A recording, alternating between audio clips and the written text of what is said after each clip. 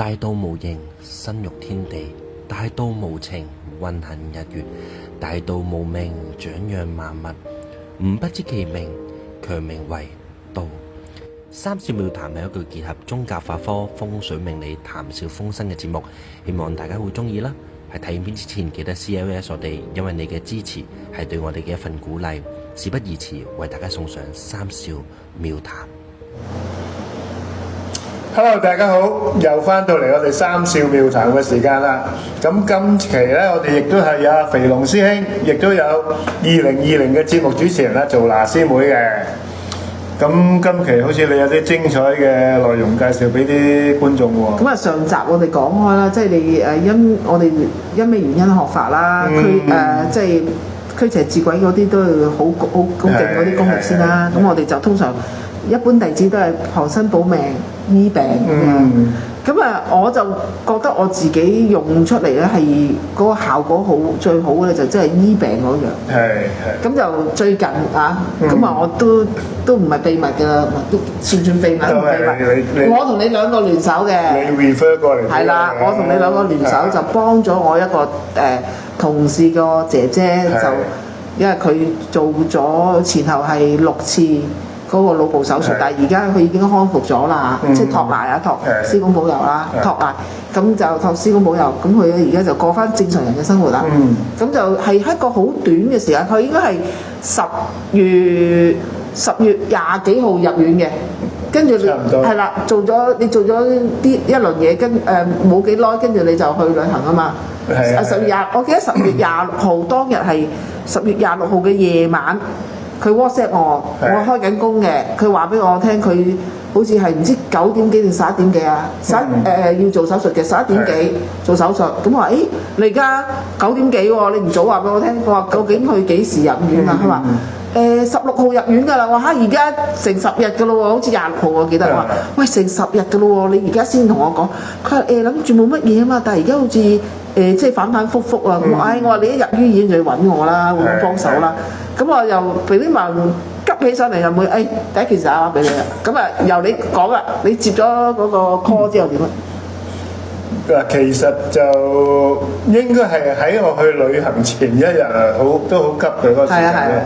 咁你打電話俾我，仲話喂有單咁嘅嘢喎，可唔可以幫下我？我話即管試下啦。我話祖師爺嘅法力扶持，肯幫佢嘅應該冇問題嘅。咁跟住就做咗啲嘢啦。咁好似跟住佢做完手術出嚟就喺醫院期間，好似都話成日話要出院啊，又話唔知見到啲乜嘢之類噶嘛。係啊，佢就咁樣嘅。佢個妹咧 send 啲片段俾我嘅時候咧，佢係呢隻眼左邊隻眼係吸埋咗嘅，打唔開嘅。咁咧就影咗啲片段咧，佢就撩緊牙。咁啊就問佢做咩你唔擘大眼啊？咁啊佢嗰段片段個病人咧個事主咧就話好殘眼啊，好殘眼啊，咁應咗佢。咁咧但係我睇到個影像就覺得唔係好對路嘅。咁啊即係唔係好對路啦。咁啊跟住就佢就話佢隻眼打唔開。咁跟住好似你同佢問師公啦，擲聖杯啦，咁就話唔緊要嘅，今次嗰個手術係成功嘅，冇事唔使擔心啊各樣。咁你又同佢後尾咧，佢個妹就同我講就話可唔可以令到佢對眼睇得翻？我就話唔使擔心，佢而家即係因為佢人個腦係調轉噶嘛，交叉咁啊嘛，管理啊嘛。咁佢右腦有事，右邊腦有事，咁所以咧變咗佢左邊嗰啲器官就可能會影響到，即係科學嗰邊嚟講。咁跟住咁阿師咧就寫咗道符，我記得你寫咗道符影咗俾我睇，就擺咗個壇度。跟住佢就之後其實嗰次係應該做第3次手術，第3次手術就出翻嚟咧，佢隻眼就擘翻開啦，就睇到嘢啦。咁跟住你繼續講。嗱，其實就我點解會話幫人咧？我都係攬大沙炮嘅啫。第一，全世界都話我唔係師傅㗎啦。咁但係喺我嘅理念之中，學咗師公法唔一定係要師傅先可以醫病嘅喎，任何一個都可以嘅喎。咁我就有咗呢個理念咧，我就即管求師公啦，話呢個善信咁，可唔可以幫佢？咁師公亦都俾聖杯咁我咪放膽去做咯，心紅膽壯。咁甚至有啲師兄弟問我：喂，你點醫佢㗎？我亂嚟嘅喎。佢有冇落符啊？我冇符喎。咁但係師公啊符到一個善信，咁我自己係好開心啦。即係起碼行師公嘅法，師公能夠幫到人，自己都有少少成就感啦。雖然唔係話俾我即刻落佢就即刻好，並不係咁快，即係逐步係好轉翻嘅。到咗及後咧，到佢最後一次話仲要開多次腦，係放翻嗰啲血管嗰啲積水之類咁啦。咁我咪同佢做個類似所謂祭殺嘅儀式啦，即係用隻鴨蛋啊咁。其實嗰啲我亦都係亂嚟嘅，真嘅。咁但係亦都好神奇喎。咁嗰隻鴨蛋咧就喺左邊咧就有啲黃色嘅黏液喺個蛋殼嗰度滲咗出嚟。咁我覺得咦，嗰2日都係潮濕嘅，但係潮濕都唔會有黏液嘅，最多有啲水氣嘅啫，係嘛？你冷熱溫度偏差有啲水氣咁就，咦？點解會有啲黃黃地色嘅黏液喺左邊嗰度？咁跟住我係 WhatsApp 佢個妹，咁話喂，你家姐聽日入醫院做手術係咪左邊呢個位啊？係啊，聽日係左邊開腦手術。哇！咁神奇，我自己都覺得咁啱，有咁啱㗎。即係你話巧合又得，你話師公一個顯示亦都得。咁及後咧，嗰日佢做完手術之後，我再問翻佢個妹，我話你家姐點啊？出咗院未啊 ？OK 未啊？佢話好翻好多啦，冇乜嘢啦咁。咁如是者咧，嗰隻鴨蛋咧，我都繼續幫佢擺多7日。到第7日咧，我就將嗰隻鴨蛋打開咗，睇下裏邊有啲乜嘢特別嘅。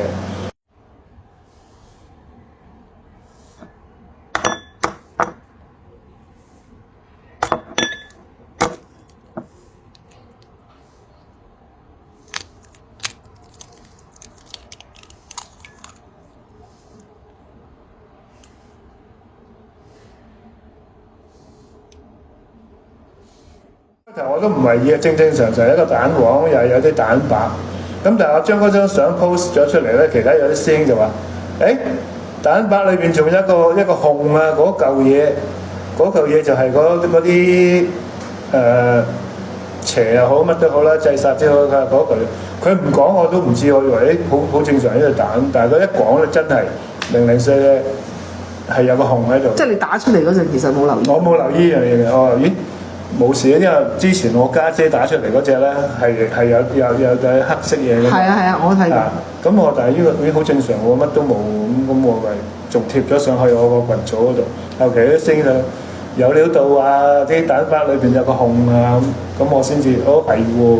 講翻咧，其實day back 翻咧，其實初開頭佢第一次打話俾我嗰晚咧，即係你漏夜幫佢品俾師公聽嗰陣啦，即係佢第一次打俾我嘅時候，其實咧嗰日夜晚咧我就去咗頂個車站，即係頂佢哋休息啊食飯啊咁樣。咁我坐喺度冇嘢做啦，咁啊結界啦，結咗界之後，跟住我就幫佢念經，幫佢家姐念經。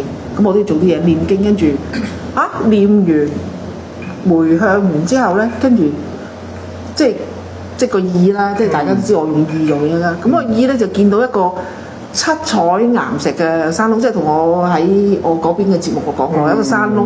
咁咧就一個圓拱形嘅嘢，就好似石窟咁凹咗去，就見到有一個長頭髮嘅女人，着住件白色袍咁，但係就好朦嘅。嗰個女人就成個人就喺個窿裏邊就冇出嚟嘅。咁啊頭髮好長，真係好長，過咗腰噶啦。咁啊着件白色咁嘅袍。咁我覺得好奇怪，因為我望住咧我就逗留，通常見到呢啲咧我就即刻 cut 嘅，因為唔想同佢有聯繫。咁我就見到點咁得意嘅嗰個山窿嗰啲岩石係七彩嘅，咁咪即係好似啲嘢折射嗰啲金屬折射咁啊！咁得意啊！望咗一陣就覺得咦佢好似我驚佢發現我喎，嗰時我即係自己走翻出嚟啦，即係 cut 咗之後，咁我咧就畫咗嗰個公仔，咁就 WhatsApp 俾佢個妹，佢妹仲喺度，即係冇瞓到，即係要擔出去家姐手術啊嘛。咁佢話咩嚟㗎？知唔知咩嚟？我唔知喎，係一個女人，可能就係你家姐嗰啲冤親債主。即係我應該係冤親，又係女人嚟嘅咁佢講。咁我就忽然間叮，就係嗰一下我就話：喂，你問一問你家姐有冇墮過胎？即係有冇墮過胎，係咪嬰靈？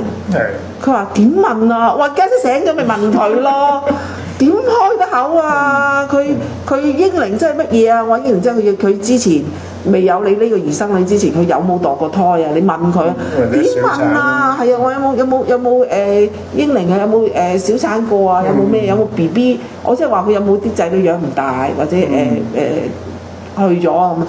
佢話點問啊？以我所知就冇。我話你眼見就冇啫，你問清楚你家姐先啦。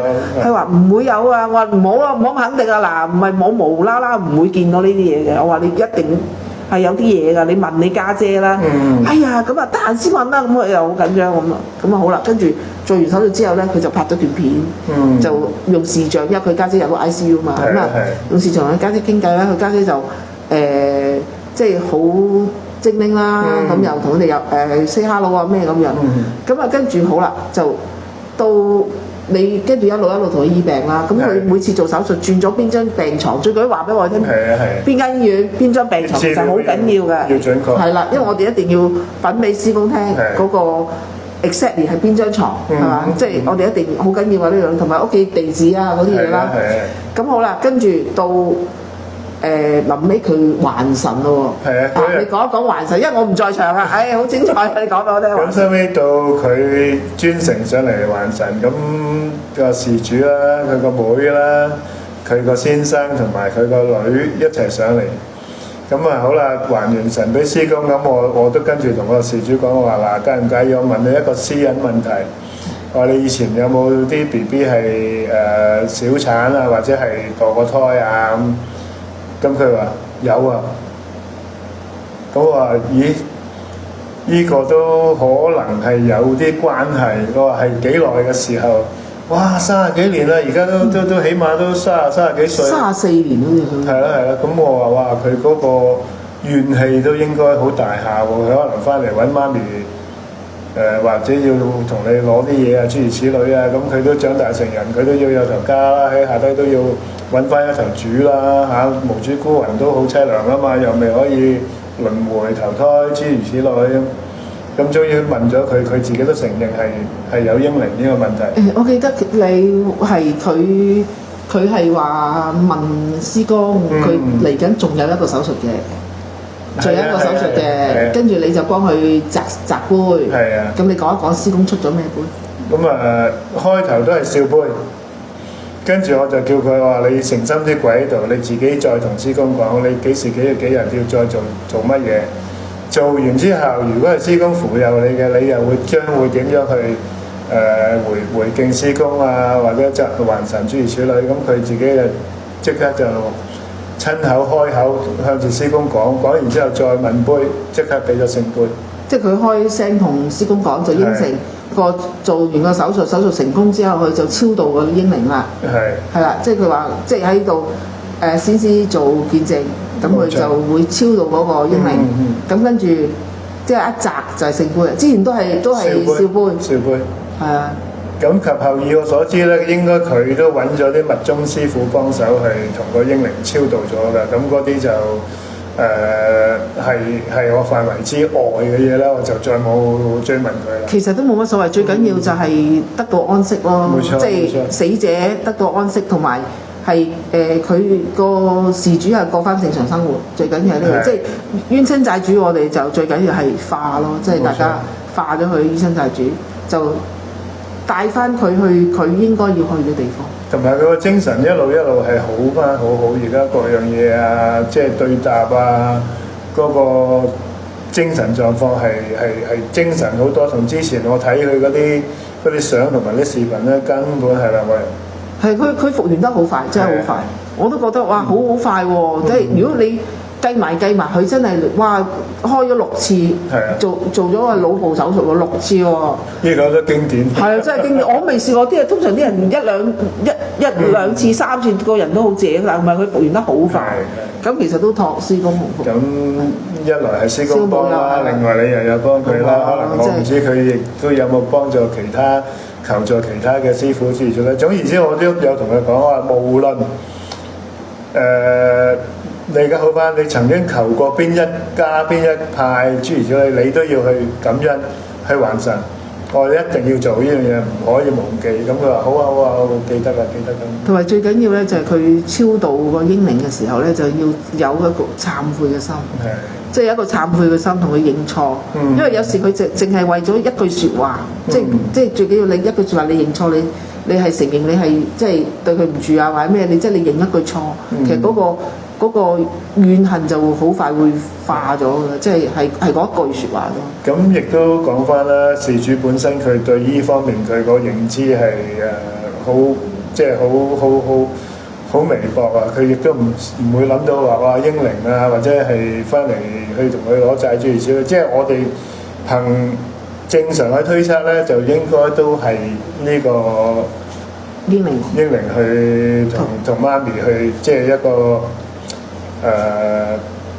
攞債嘅情況啦，咁及後亦都希望佢一路好啦，係啦，一路順境啦，係喎。咁你之前就講過咧，就係嗱，我哋就係福英館啦，咁但係有人就話你定呢個神棍嘛？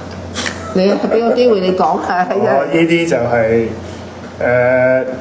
歸根結底咧。有啲睇過我個群組嘅咧，都可能知道係咩事㗎啦。不過呢個冰山一角小事啦。佢就話我私掛福英館，亦都話我係呃神騙鬼，話我做神棍。咁我試問我神棍過邊個咧？我呃過邊個咧？點樣私掛福英館？即係我屋企我有寫門口有寫。你屋企門口啊？嚇！屋企門口又貼咗類似揮春咁寫住福英館咁貼咗喺屋企門口。咁着迷得滯。咁我就算係咁樣，點樣為之私掛福英館？我係福英館弟子嘛，點樣私掛？啱唔啱先？咁佢又話我係神棍。咁我神棍如果係嘅，我而家就唔使咁霉咁對啦，我發個豬頭啦，我又唔收人錢嘅，即係可能有啲師傅話我頂爛市，我收親都慢慢聲。就係唔收人錢先俾人話得多。隨心利是咯。咁就係唔收人錢嗰啲先俾人話得多啊。咁呢個唔緊要啦，同台食飯各自修行，即係你行得到師公法，師公肯扶持你。講句核突啲，我吐督口水，佢都醫翻好佢啦。即係好似濟公活佛搓啲老泥整粒丸，你都起死回生啦。即係你要用嗰個思考邏輯去學法，你真係唔係話神功流噶嘛嚇？譬如我係咁就咁，你真係妙法不須多。點樣去千變萬化？呢個係學法者嘅精髓。好似最近我喺我嘅群組裏邊，我都貼咗一段文。有幅相嘅，幅相就係有一條鹹魚，跟住另外掛住啲魷魚喺度生曬。咁我寫咗話學法歷程，如果冇理想嘅，咁同啲鹹魚同啲魷魚有咩關係？即係其實我學法就冇乜話咩理唔理想，即係唔係話咩理想，即係起碼心向師公，師公有。咁啊呢樣一定有啦，呢最 basic 咧。但係有啲人咧，譬如話嗱，有啲人就同我講過，就話我想拜你師傅做師傅，我想學法。我第一件事我會問一個問題話：你因咩事學法？佢就我要幫人咩？我話嗱，你唔好諗到咁偉大。我話開天眼，個個都咁講啦。係啊，初初啊嘛。我話幫人嘅。初初啊嘛，跟住話喂你點樣幫你咩嘅theory 去叫做我去幫人先，譬如有時其實有啲嘢牽涉咗喺因果度嘅，咁亦都坊間有人講過啦。我就唔贊成用法，亦都唔贊成學法或者咩，因為用法係會影響因果嘅，即係有人講過啊。我唔知我有冇轉譯得有少出入啦，因為我唔係佢啊。即係我嘅理念就係話佢。初初佢就話佢學法，佢去訪問好多嗰啲成功嘅人，跟住佢就自己就話我唔會學法㗎。我學法咧，因為我其實覺得咧用法咧係牽涉個因果，但係你要諗下一樣嘢就係話即係呢個世界有啲人係跟規矩做嘅。有啲人守規矩嘅，即係守法嘅。有啲人咧就嗰啲古惑仔啊咩嗰啲，佢唔守法嘅，譬如釋迦無神走嚟搶你嘢啊，釋迦無神走嚟搶你嘢啊，釋迦無神走嚟搞你，或者中意個女仔佢跟佢翻屋企啊，搞佢一啲鹹濕鬼啊嗰啲。咁我哋用法去幫佢，咁係咪牽涉因果咧？但係我哋係救人啊嘛，同埋有時啲嘢話，譬如話好似英靈嗰度啊，好似之前啱啱講嗰個話開腦手術嗰個咁。咁如果我哋唔去幫佢，個英靈不停咁樣同佢媽媽糾纏，一路搞，一路搞到佢媽咪百年歸老，個英靈都跟住佢喎，因為同佢有血緣啊嘛，一路跟住佢，咁永遠都永無休止啊 ，never ending story 咁樣。咁好啦，如果我哋係用法去幫咗佢媽媽個在生嗰個，另外又超度咗嗰個英靈去佢應該去嘅地方，咁點解唔做咧？即係我覺得有時啲嘢就係話 case by case，即係一單係唔同，唔可以話一嘢辦落就話你用法啦，你係左右咗個因果，其實唔係咯。其實緣分亦都好奇妙，咁多神功師傅點解輾轉反你介紹咗俾我，而我又得到師公去幫佢？咁師公有冇學法啊？你朋友有冇學到啊？冇啊，佢冇學，佢只不過係一個咩 consumer。即係佢只不過係嚟揾我幫手嘅，但係就佢臨尾都我都好開心嘅。臨尾佢 WhatsApp 同我講話，我好彩識到你。但係我呢啲問題都有成日問我啲師兄弟喎，你做咩學法？其實都唔知做咩學法嘅喎。佢哋有好多人就話，我學法我可以幫人啊嘛。咁我話你唔好諗得咁理想。第一件事就係傍身保個命先。佢哋嗰啲啊，而家學法嗰啲啊，去到個館唔知做乜嘅佢。係啊。有啲可能睇一段 YouTube 咁又嚟嘅，或者係一窩蜂就將。喂，你管下會唔會有啲兄弟？叫你攞法水，飲符水嗰陣時叫你攞法，攞俾佢。點樣攞法？即係意思佢。你飲符水咪自己攞法啦，你學咗。即係咗符水俾佢飲。你係咪自己攞法啦？咁佢有咩用啊？佢飲嚟做咩？佢又唔係學法。學咗啊！佢冇翻館。佢翻館啊！飲符水。得咗點識？佢識，但佢就唔似好而家嗰啲好多唔想識㗎，你出埋俾佢啦。咁唔好飲咯。點咁得意啊？咪叫佢唔好飲。我咪叫佢唔好飲咯。因咩事咁得意啊？你自己都唔識嘅符水自己飲。你識好啲喎咁。即係佢睇得你起，你法力高。你食完嗰碗嘢勁，人哋睇得起。我好現實㗎，20蚊利是。20蚊利是啊！你肯俾我肯食。咁你學咗梗係自己㗎啦。係啊，同埋你淬符水嘅時候，其實3年咒念晒嘅，即係自己念咒啊、揼腳啊嗰啲，其實係都係一個。佢2條咪念2條咯。念2條，佢2條咪2條咯，佢冇第3條㗎嘛。即係學咗2本啊！學到宗教大家未學三山啦。係咯，佢得2條咪學2條咯。咁你揼2條三山，咁咪梗你要攞埋三山佛敕俾佢飲咯。咁啊唔制喎，大佬，我唔係20蚊㗎咯，到時。唔會㗎，我話假地講都1/4個公眾人物啊，係嘛？收貴啲。但通常我唔會咁做嘅。嗱咁今日咧都係大家一個少少分享啫，咁大家傾下偈啦。純粹都係可以講話我大話西遊又好，乜都好啦。咁都係多得師公仙法扶持啊，保佑弟子行法做得到，用得着，善信亦都可以解脫咗佢嗰個當時嘅厄運啊。咁即係起碼我就覺得係好事嚟嘅，即係唔好講到咁偉大。我又要積福啊，又要做功德啊，諸如此類，我哋唔好求呢樣嘢。可以幫到人嘅，就盡量去心紅膽壯去幫咯。唔在乎你係咪真係一定師傅先可以做，呢個係我嘅理念。可能而家好多人插緊我㗎啦，屌你喺一定啊！妖形惑眾喺度瞓着覺都俾人插啊！話眼未條嘅。其實我都覺得佢係聽到佢消息話佢好返，即係會行會走啊，又去飲茶，又去街啊。其實我都戥佢開心。呢個一定。即係我都其實成個人鬆晒啦，即係唔使再諗。